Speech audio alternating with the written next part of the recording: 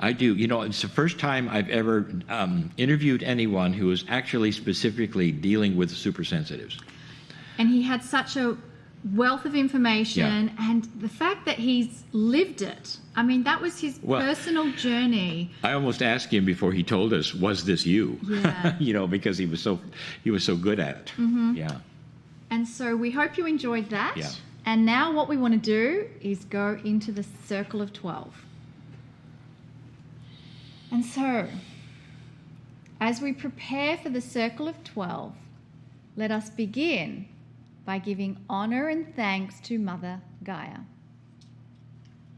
She is our original parent, and Mother Gaia gives us all we need. Thank you, Gaia, for being here. Thank you, Gaia, for loving us. And let us give honor and thanks to the Star Mothers. Thank you, Star Mothers, for being here. Thank you, Star Mothers, for loving us. The Star Mothers are our original spiritual parents who came to Earth as part of a grand system to give us the spark of divinity. This piece of God that lives inside is the power of the God energy within the human being. You are part of the system of the Creator that is biased in love. And let us affirm our willingness to receive the unconditional love of the Creator. I am willing to accept the perfect love of the Creator. I am willing to accept the perfect love of the Creator. I am willing to accept the perfect love of the Creator. And let us now continue towards the circle of 12, and let us affirm that we give permission to connect with the God inside.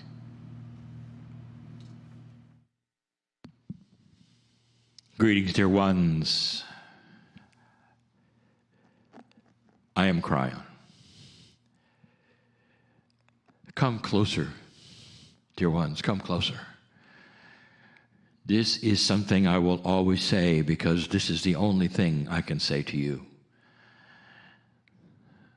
That means I want your attention, all of it. This is an exercise, and always will be, of the ability for a human being to move into another reality. Truly, a reality that some have never experienced. The closest thing to this reality that I'm asking you to move into is that which I have described as an out-of-body experience. But that's just the beginning of a journey that takes you into a reality that is not yours today, but that you will recognize at some level. The premise is always the same. You live in 3 or 4 dimensions, and there are hundreds of them. And so, whose reality is correct? We tell you this, that the reality of living in all of them is the reality that you've come from. It is the reality of the Creator. It is a multi-dimensional reality. And it's far grander and more real than anything you're experiencing right now. There have been those who would ask, if we go into a multi-dimensional reality, do we lose the 4 we're in? In other words, will I still be able to experience the touch and the feel and all of the things that I call my reality? And the answer, it's really a funny question. The answer is, how can you ask that? Because when you go into all realities in all dimensions, of course those first few are included. If you move into certain kinds of multidimensional realities, you even have the ability to move between them. I'm not going to go further with that. Let me just say that's where you're going right now, if you wish. And it always starts the same and always will. Are you willing to do this with me? Do you understand what is real and what is not real? That perhaps the vision that I'm taking you into right now could be more real than what you are sitting in right now. Again, who has the correct reality? Is there a correct reality? And the answer is, there is no correct reality. There's just realities that are more complete. And yours really isn't.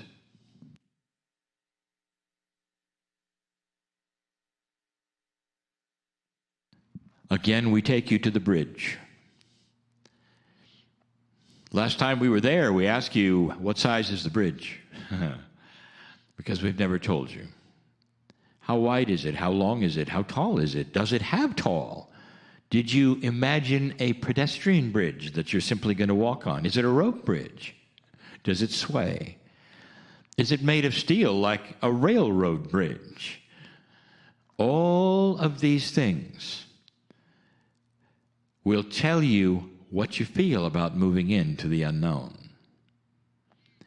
If you have visualized a bridge that is super strong, that vehicles might go over, trucks, even trains, that is a sign that you're not necessarily afraid, that the bridge will hold you no matter what. If you have seen a flimsy pedestrian bridge, this is a reflection of your uncertainty.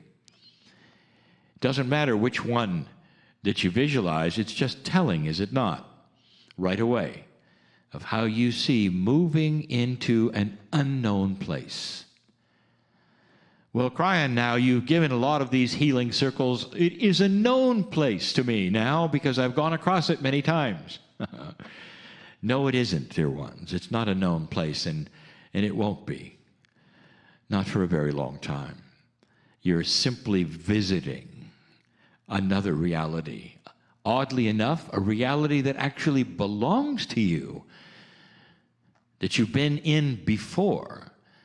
But right now, you're on earth, so you visit it.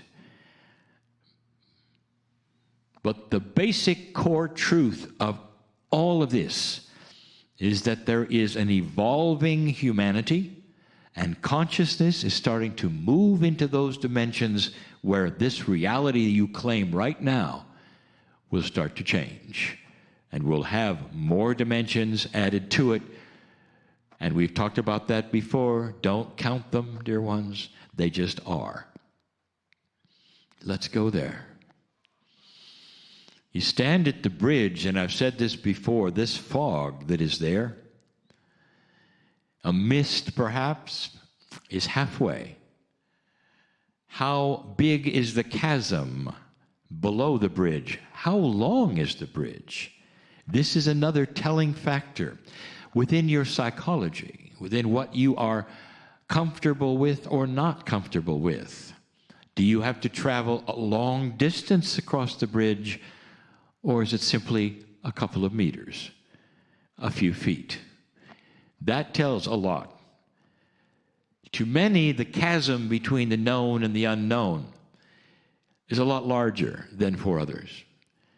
For some who have been in the metaphysical arena for a very long time, that arena which is beyond the physics that you study, crossing into the unknown is something that they do a lot. But you don't cross into the full unknown. That's what you do today. A place you really haven't been, where there are more dimensions than you've experienced perhaps before. Will you come with me or not? What is your truth at this moment? Is this real or not? Take a breath. Do you cognize the fact that even though I take you on a journey in your mind, that since your mind is also multidimensional, that I might be taking you to some place that is even more real than the chair you sit in? Is it possible? Come with me and let's see. You walk toward the mist, and if it's your first time, there may be apprehension. But if you've done this with me before, you understand what happens next. In fact, there are some who will be doing this in the future with me, are so ready to move right into that mist because they know what's there. They know that what is there is the real you, the real them. A place where you might feel more comfortable than you've ever felt in your three-dimensional life. A multidimensional place that's filled with the energy of your soul, which means that the divine presence of who you are is starting to be who you are for the first time instead of being apart from who you are. Come closer. Walk through the mist with me right now. And I tell you this, that when you do that, you're giving intent for the rest of the story that's coming. Every single time you walk through that mist. Unlike a fog, I'll say every time, the mist is simply a very, very thin wall. And instantly you're out of it. You don't have to walk very far for there to be an incredible clarity of vision. And each time you pass into this place, dear ones, it looks a little different. When we first got to this place, there were some of you who saw bare hills or no hills. A place where you actually considered odd and strange, and then you saw your temple, and then you moved into it. And by now, there are some of you who are starting to populate those hills with the greatness and grandness of Gaia. And you're starting to see that the multidimensional place that you belong to, that you own, is so beautiful. Some of you are starting to see waterfalls, green grass, perhaps even the singing of birds. In other words, in this vision, whatever is the most comfortable thing for you becomes you in your soul. What is the most comfortable thing that you could imagine, the safest place you could be? You're standing there. What makes it safe, dear ones, is that you stand at the precipice of a greeting of your soul energies, of your Akash, of your past, of your future, of your potentials. All of the things that your soul represents is where you stand. The reason it is safe, dear ones, is because it's multidimensional. Because you're not restricted like you are now. Perhaps you've come to this place because you're anxious or fearful. Will you notice that right now, you're not? All of those things, they slough away. They slide out of your reality because they don't matter, not here. This is a timeless place. Are you recognizing that? A timeless place where you can start to view who you've been, the potentials of the other side of the veil, which you know about at some level, but which are hidden from you while you're a human. This is an evolved place for you as you start to look and see that temple which we've told you about. It's interesting because I can see what you see. It's interesting that so many of you didn't really see much of a temple when we started. Kind of a doorway without anything around it. Is that because you were afraid at some level or had some apprehension that your temple might be just a little too large? Perhaps. I love this part. I love this part. Because in this vision, suddenly you start to realize everything I'm telling you could be real. Real. Touch it and feel it, real. What's the name on the temple? It's your name. It's the opening to your soul. You're about ready to walk in to a place that you have earned, that's your heritage, that you deserve, that's always been there, dear ones, but been so hidden from you as a human being, so hidden. You speak about the veil all of your life, of that which separates you from God. You talk about things being from beyond the veil. I'll tell you, you're standing in the veil. And what is beyond it is magnificent, but the veil right now is very, very thin. The heritage of the human being is divine. The soul is that which is the communication link between the corporeal self and the divine self. The soul, as you become closer and closer to it, you become closer and closer to a far better reality, because you're moving into your real core. This is more you than it is in the chair. This is the big you, the one that God sees, you. Have you seen the name on the temple yet? What languages is it in? Some of you say, I cannot tell. It's a language that I cannot read. You'd be right about that. Not yet, you can't read. You do enough of these healing circles, you'll be reading it soon. Don't be surprised if it's not a name you recognize at your corporeal level. Come into the temple. Come closer. Let's go in. Let's just go in. And you go in together and you will see what we always see and what we always tell you. You will always see this. For this is the metaphor of the circle of 12. You're stepping into the soup of physics of the universe. You're stepping into the essence of consciousness, the formula of love. The formula of that which is you, the formula of your consciousness, all structured around the 4s and the 12s. That is the structure of everything that is, the building blocks of the universe. You are stepping into that, the thickness of it, and you feel the creative source itself. That's the circle of 12. That's the 12. The circle is in front of you, for it is a theater in the round. Again, for those of you who have been with me before, it's okay to see it again in a different way.